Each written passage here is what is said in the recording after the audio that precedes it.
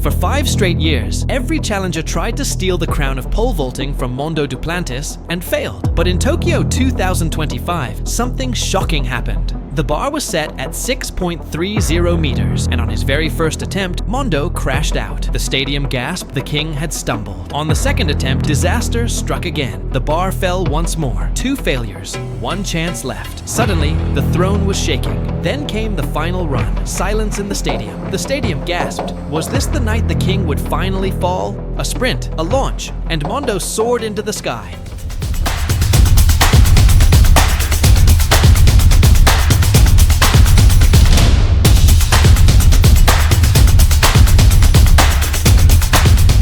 But to understand why this single jump mattered so much, we must look back at the throne he built. Year after year, height after height, record after record.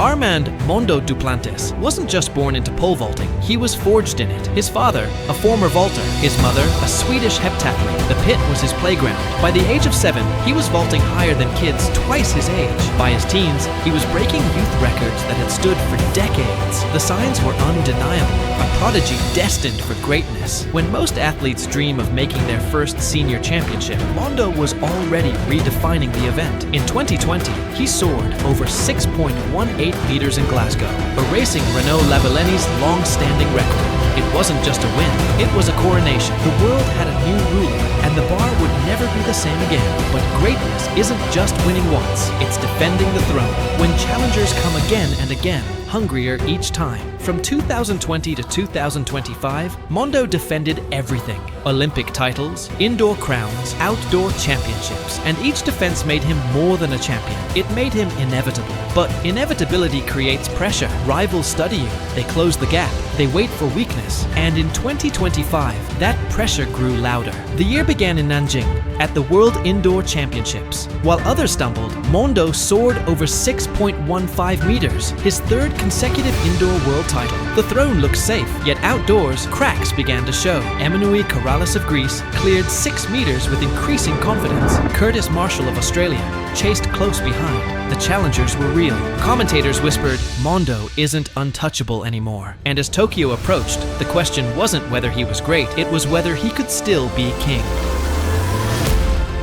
The stage, Tokyo Olympic Stadium, September 2025. The World Championships. Every seat filled, every eye locked on the runway. The early heights passed easily.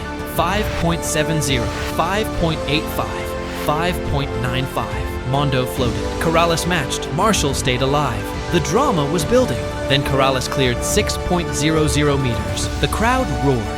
For the first time, a rival stood nearly shoulder to shoulder with Mondo at a global final. Marschall bowed out at 5.95, claiming bronze. Karalis held silver, but everyone knew the gold would be decided not at 6 meters, but far above. Mondo cleared 6.05, then 6.10. He looked calm, composed, but the stakes were clear.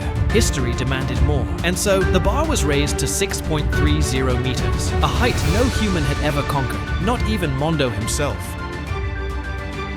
The first attempt, failure. His pole rattled, the bar crashed. Gasps echoed through the stadium. The invincible had stumbled. The second attempt, failure again. The nightmare deepened. 2 misses, only 1 chance left. The throne trembled. The cameras caught his face, focused, intense, unshaken. Mondo knew, immortality isn't given, it's earned under fire. The stadium fell silent as he sprinted down the runway. 1 step, another, then the plan. His pole bending like a bow. Up he went, higher, higher, until the crowd held its breath. The bar stood still. Mondo had cleared 6.30 meters. The stadium exploded. Karalis, valiant in silver, could only look on. The king had fallen twice, but rose higher than anyone in history. It was Mondo's 14th world record. His 3rd straight outdoor world championship, his ultimate throne defense. This wasn't just another victory, it was proof. Even when he falters, even when the world thinks the crown is slipping, Mondo finds a way to rise. That's what makes him immortal. Not just the records, not just the medals, but the way he defends his throne, again and again. At only 25, his career is already legendary. Olympic gold, world titles, records stacked like stepping stones to the sky. But the story isn't finished. Rivals will return. Karalis, Marschall, and others will keep chasing. The throne will always be under siege. And yet, if Tokyo taught us anything, it's this. When the pressure is highest, when the crown is in danger, Mondo Duplantis delivers his greatest leaps. He doesn't just raise the bar. He redefines what humanity can do against gravity itself. The legacy is already sealed. From Lafayette's backyard pits to Tokyo's world stage, the boy who jumped over fences became the king who rules the skies. Pole vaulting once had many champions. Now it has only one immortal. Every challenger tried, every challenger failed, and even when defeat loomed, Mondo still found a way to fly higher than them all. Because greatness wins once, immortality defends forever. And in September 2025, Tokyo did not just witness a victory, it witnessed immortality. Mondo Duplantis, the man who fell twice and still soared into legend, the eternal king of pole vault.